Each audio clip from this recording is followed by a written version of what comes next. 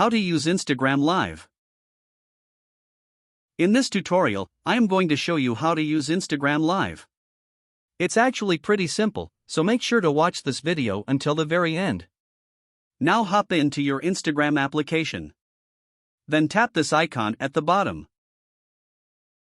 Then tap Live at the bottom. At the top, you can tap here. If you want to go live without your followers seeing it, tap Practice.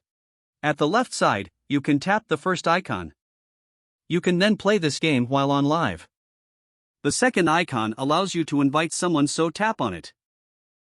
Here, you can tap on the user that you want to invite to watch your live. You can also tap the third icon to set the schedule when you are going to go live. First, enter the title of your live. Then set the time of your live. Once you're finished, tap Done.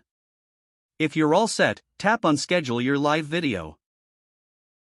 And if you're ready, tap this one to go live.